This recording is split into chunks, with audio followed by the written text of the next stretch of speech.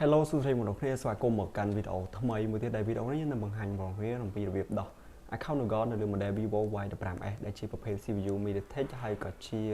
ដំណោះស្រាយថ្មីដែលទើបតែ update បានទេព្រោះពីមុនមកគឺយើងធ្វើការទេតដោះសារមកយើងធ្វើការឥឡូវខ្ញុំមាន Vivo Y15s មួយដែលជាត្រឡប់យើងត្រូវឆែកលេខ model ជាមុនសិនតែសម្រាប់ model នេះគឺមានបញ្ហាក្នុងការឆែក model តិចត្រង់ថាយើងចុចផ្កាយត្រង់ជ្រូក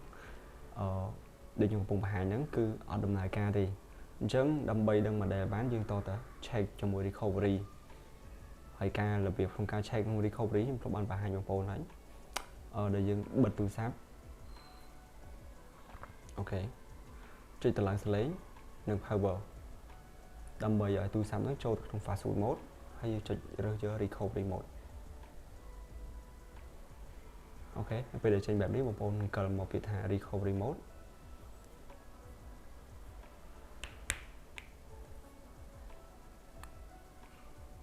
របៀបនេះគឺរឿងសាំញ៉ាំរឿង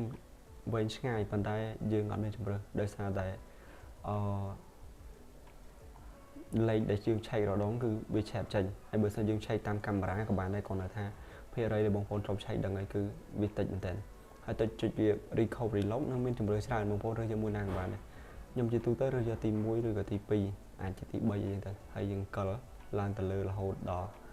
វាប្រាប់ PD ហ្មងយើងយក PD ទៅ search នៅក្នុង Unlock Tool ឬក៏ search នៅក្នុង Google ទៅវានឹងបង្ហាញ model ហើយតែ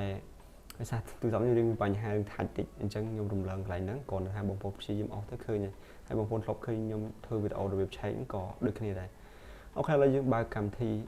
IoT Tool ហើយចុច login មកតប login ជោគជ័យបងប្អូនរើសកន្លែងនេះគឺកន្លែងដែលវាដោតទៅ score វាប្រាប់ណាហើយកន្លែង chipset នេះយើងត្រូវរើសយក MediaTek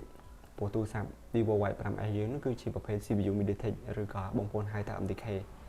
បន្តមកទៀតកន្លែង boot នេះគឺយើងអត់រើសយក automatic ទេយើងអស់មករើ Vivo V5 DA 2025ដែលនេះជា DA ថ្មីដែលយើងអាចយកមក read phone លើទូរស័ព្ទបាន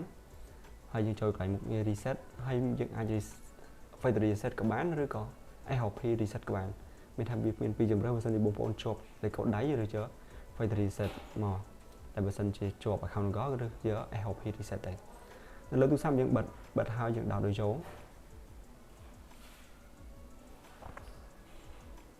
ដល់ពេលដែលកុំព្យូទ័រ score ចាំដកដៃចេញអូខេទុកវាម្ដុំគឺចាប់ port ដែលទូរស័ព្ទដែលយើងដោតចូលហ្នឹងហើយធ្វើការ read info នៅលើទូរស័ព្ទបន្តមកទៀតក៏ reset ទៅតាមអ្វីដែលយើងបានបញ្ជាហើយបន្តមកទៀតវានឹង load អក្សរបែបនេះវាសួរថាយើងចង់បើកទូរស័ព្ទអត់យើងចុច OK មកដើម្បីឲ្យទូរស័ព្ទយើងបើសម្រាប់ CPU Qualcomm យើងចុច cancel ទៅតែទូរស័ព្ទ MTK យើងធ្វើតែម្ដងបានហើយចាំយើងត្រូវការធ្វើឲ្យបន្តទៀតចាំយើង connect ម្ដងទៀតអូខេឥឡូវខ្ញុំកុំឲ្យចាំយូរខ្ញុំចុចពាក្យ IOP reset បន្ថែមទៀតព្រោះអត់ចង់ឲ្យចាំរហូតដល់ទូរស័ព្ទបើកចេញហើយបានយើងទៅ reset ម្ដងទៀតវាស៊ីពេលយូរអញ្ចឹងយើងចុច IOP reset ហើយបិទទូរស័ព្ទបូកដកសន្ទុះបិទទូរស័ព្ទហើយដាក់ដូចចូលដូចមុនដូចគ្នាវានឹងដំណើរការដូចគ្នាអូខេរបៀបក្នុងការ reset នេះខ្ញុំនឹង save model ឲ្យបងប្អូនដឹងថាយើងអាចធ្វើបានលើ model ខ្លះហើយរបៀបនេះគឺងាយទេបងប្អូនឃើញអញ្ចឹងគ្រាន់តែបិទទូរស័ព្ទដល់ខ្សែចូលទេគ្រាន់ថានៅលើ IoT tool ហ្នឹងគឺវាអត់មាន model យើងរើសទេអញ្ចឹងរៀងពិបាកតិចសម្រាប់បងប្អូនដែលមិនធ្លាប់ធ្វើឬក៏មិនតន់យល់ពីវាណាហើយមុខងារមួយចំនួនធំទៀតគឺដូចគ្នាអញ្ចឹងគឺអត់មាន model យើងរើសអញ្ចឹងរៀងពិបាកមែនតើអញ្ចឹងសម្រាប់វីដេអូនេះខ្ញុំនឹងបង្ហាញពីរបៀបធ្វើហើយនឹងក៏ដូចជារៀបរាប់ថារបៀបហ្នឹងដែលយើងអាចធ្វើបាននៅលើ model ខ្លះខ្ញុំនឹងទៅសេហើយបងប្អូនមើលទៅបើសិនជាមាន model ដែលបងប្អូនកំពុងជួបបងប្អូនអាចធ្វើតាមនឹងដូចគ្នាហើយបើអត់មានទេកុំធ្វើអីអូខេខ្ញុំមកបង្ហាញតើតឹងទៅលើVivo Y15s ហ្នឹងគឺត្រង់ N security patch វានេះខាងលើណា Android security update ហ្នឹងគឺខែ10ថ្ងៃទី1ឆ្នាំ2024អញ្ចឹង2024គឺអត់តមានធូរណាធ្វើការទេទៅតែពេលហ្នឹងទេអូខេអញ្ចឹងវីដេអូនេះមានតែប៉ុណ្្នឹងឯងសង្ឃឹមបងប្អូនមើលទៅយល់ហើយធ្វើបានដល់គ្នាជួបខ្ញុំនៅវីដេអូ